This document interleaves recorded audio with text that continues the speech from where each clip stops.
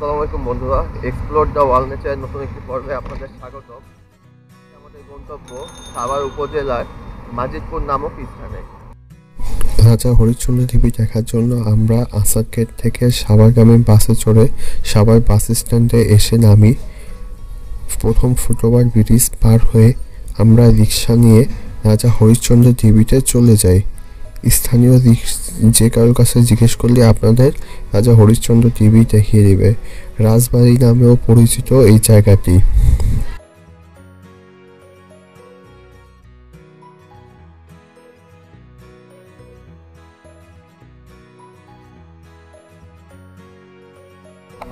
তো বন্ধুরা, আমরা চলে এসেছি রাজা হরিশ্চন্দ্র বাড়ি বা স্থানীয় জমিদার বাড়ি বললেও চিনবে।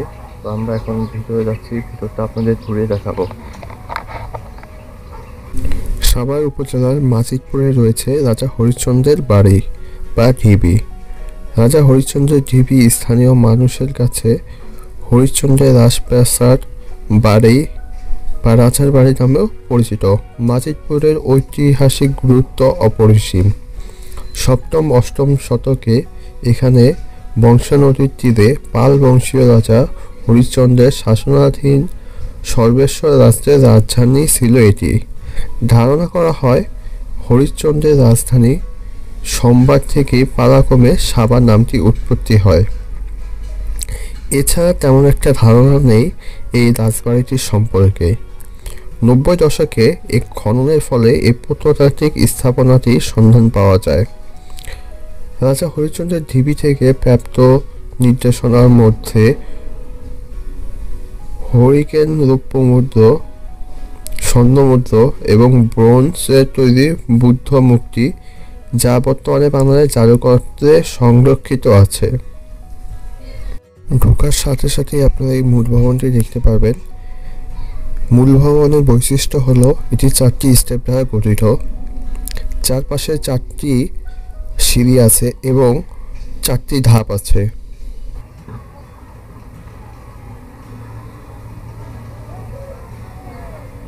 এই জায়গাটি মূল ভবন বোঝাই যাচ্ছে। একসময় এটি মূল ভবন ছিল, কালের বিবর্তনে হারিয়ে গিয়েছে। ঢোকার পর প্রথমেই এই মূল ভবনটি পড়বে। তার পিছনে দেখবেন ছোট অনেকগুলি ঢিবি আছে, যেগুলো এক সময় কেউ বসবাস ছিল, তা এখন বর্তমানে নেই।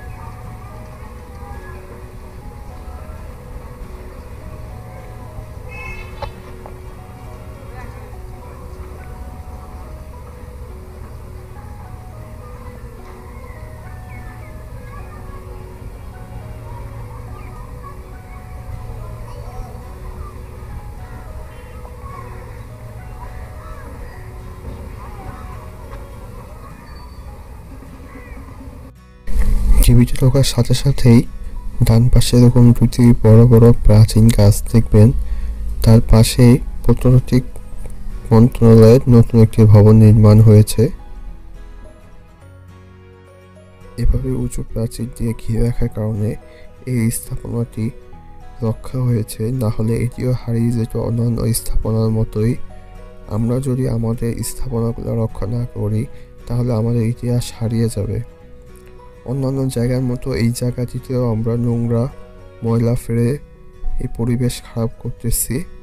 যদি আমরা একটু সতর্ক হই তাহলে আমাদের এই স্থাপনাগুলো আমাদের মাথা উঁচু করে দাঁড় করাবে, আমাদের ইতিহাস বিশ্ববাসীর কাছে তুলে ধরতে সাহায্য করবে।